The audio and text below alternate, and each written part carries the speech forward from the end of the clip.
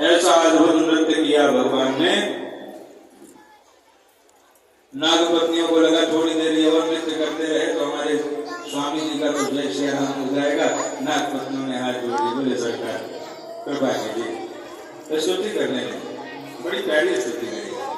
नागपत्नियों ने न्यायो विदंड कृत किल विशेषण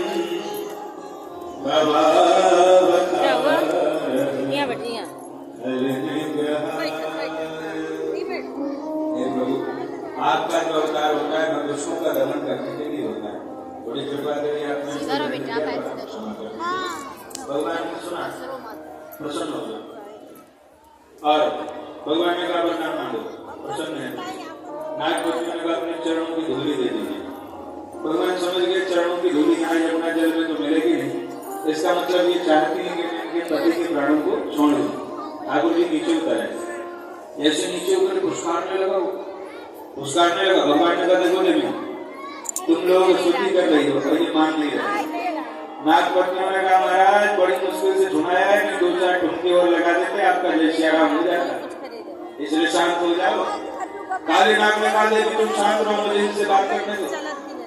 भगवान ने कहा अच्छा क्या बात करना चाहते हो? काली नाग ने कहा बताइए संसार को किसने बनाया? भगवान ने कहा हमने बनाया। सर्पों को किसने बनाया? भगवान ने कहा हमने बनाया। सर्पों के मुख में जहर किसने दिया? भगवान ने कहा हमने दिया। सर्पों को क्रोधी स्वभाव किसने दिया? भगवान ने कहा हमने दिया। बोले जो सब कर्म कराने वाले आप लोग हमें दोष नहीं देते, तेरा तुझको अर्पण क्या लागे मेरा।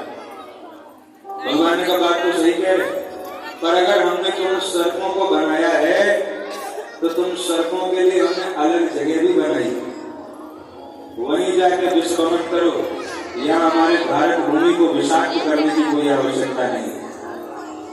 अगर तुम्हें बनाया है तो जाके वहीं रमण कीर्तन करो, वहीं को विष फैलाओ, वही एक दूसरे को काटो खाओ, यहाँ रहने की कोई आवश्यकता नहीं है। ठाकुर जी ने समझाया।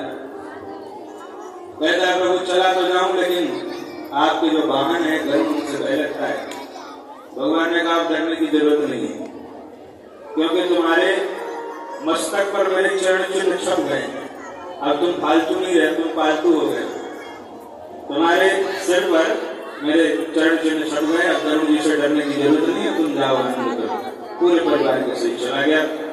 जिस प्रकार ठाकुर जी ने काली नाग के विष से यमुना जी को विषमुक्त किया है और बड़ी अद्भुत लीला ठाकुर जी हमारे कर रहे हैं।